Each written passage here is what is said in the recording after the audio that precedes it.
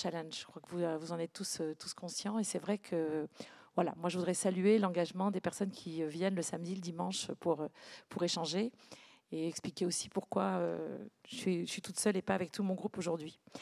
Enfin, tout le groupe auquel j'appartiens. Et j'ai bien aimé ce qu'a dit Étiennette en disant « je ne parle pas au nom d'eux, mais en tant qu'eux ». Effectivement, c'est toujours une personne qui parle quand on parle. On a un groupe qu'on représente quelque part. On a envie de dire on n'est pas tout seul, mais c'est quand même une personne qui prend la parole.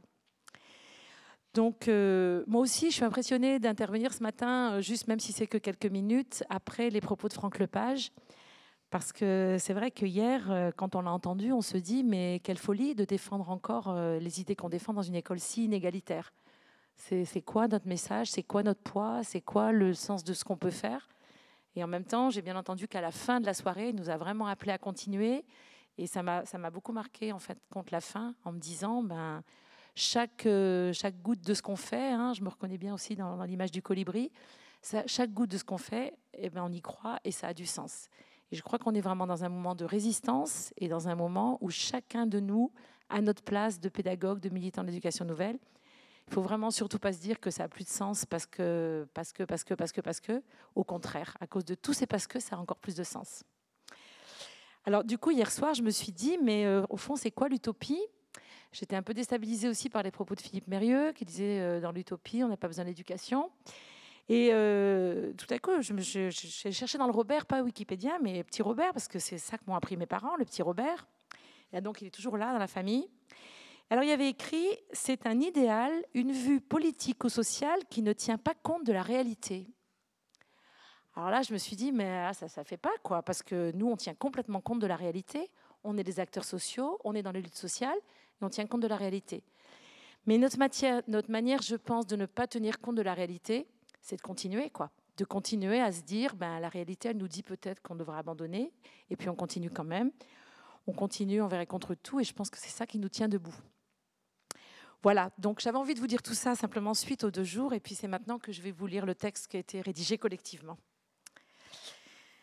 Donc, notre utopie, nous, les pédagogues Freinet, sur les traces de Célestin Freinet, c'est de déceler et de faire fructifier ce qu'il y a de meilleur en chaque enfant, dans ce monde difficile et complexe où le meilleur de chacun est parfois bien enfoui. C'est d'accompagner chaque enfant sur le chemin du savoir, de lui ouvrir des horizons pour qu'il puisse construire le plus librement possible son propre chemin. C'est une œuvre puissante, délicate et périlleuse qui commence dès l'école maternelle avec la rencontre d'autres adultes que les parents, d'autres enfants que les familiers. C'est un long chemin rempli de découvertes et d'exigences. L'école qui accueille, l'école qui accompagne, l'école qui émancipe, l'école qui aide à penser est une étape importante de cette longue aventure d'humanisation de chacun tout au long de notre vie. Alors notre utopie, c'est de mettre en acte que cette école-là est possible et dans l'école publique.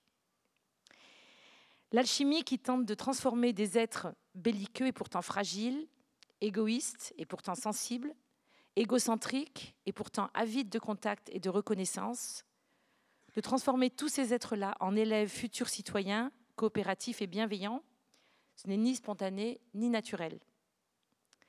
Cela résulte d'un long apprentissage dont la culture est la pierre angulaire. Entrer dans les savoirs, c'est bien conquérir le monde, c'est pouvoir le comprendre, c'est prendre une parcelle de pouvoir sur lui et par là sur sa propre vie. Alors proposer l'entrée dans les savoirs par des modalités coopératives, c'est ça qui permet d'espérer cette alchimie. Lui donner des fondations sociales, un socle sur lequel chacun peut se construire avec les autres et non contre eux. Cela suppose de faire des choix souvent à contre-courant. Le choix de la coopération et la confiance réciproque plutôt que la concurrence et la ségrégation. Cette alchimie se construit sur des dispositifs et avec des outils permettant d'organiser la vie collective, d'individualiser le travail, d'ouvrir la possibilité à l'enfant de tâtonner dans ses apprentissages et d'être auteur de ses productions. Elle passe aussi par l'accueil des familles, dans la confiance et le non-jugement, en mettant en place une démarche de coéducation. Cela signifie, avec ces familles-là, de se connaître et de se reconnaître mutuellement, de s'accepter comme différents et complémentaires. Ça passe aussi par la remise en cause du clivage traditionnel qui voudrait que ce soit aux familles d'éduquer et aux enseignants d'instruire. On sait bien depuis longtemps que c'est faux, mais parfois on entend encore cette idée qui est défendue. Puisqu'en vérité, l'école a bien un rôle éducatif puissant et la famille transmet de nombreux apprentissages et bien d'autres partenaires à l'extérieur de l'école également et de la famille.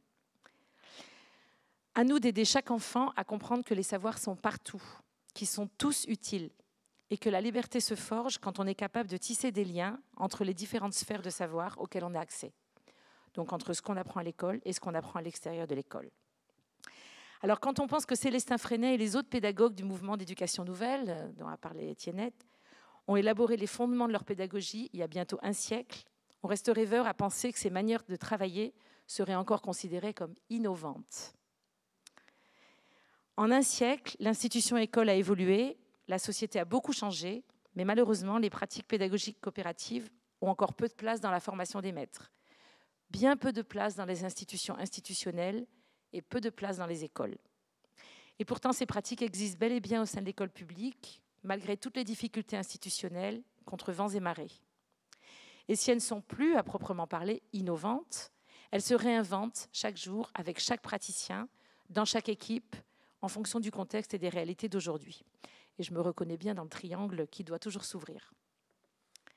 Ce sont bien des utopies pour aujourd'hui, parce que ces pratiques pédagogiques croient en l'homme, parce qu'elles croient en l'enfant, dans un monde qui veut nous entraîner à penser que nous n'avons plus de prise sur rien. Nous nous sentons tous dépassés par ces lois économiques profitant à l'enrichissement de quelques-uns et créant la précarisation de tant d'autres, par des enjeux internationaux complexes, par des montées d'intolérance aux conséquences gravissimes, par des déséquilibres écologiques qui semblent difficilement réversibles. Et pourtant, cette utopie, elle se vit au quotidien dans les classes. Elle consiste à croire que la confiance vaut mieux que la méfiance, que la prise de risque vaut mieux que le sécuritaire.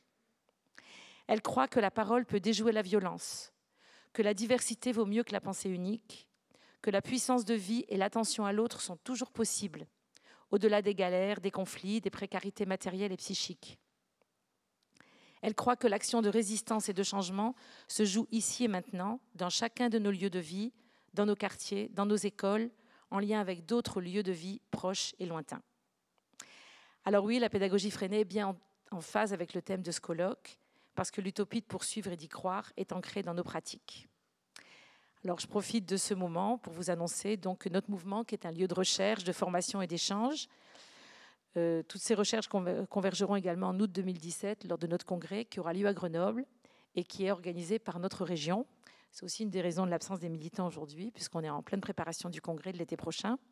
Ce congrès aura un thème proche, puisque c'est la pédagogie, un chemin vers l'émancipation dans le monde d'aujourd'hui. Voilà, donc vous êtes tous invités à participer à ce congrès en août 2017. Je vous remercie, Catherine.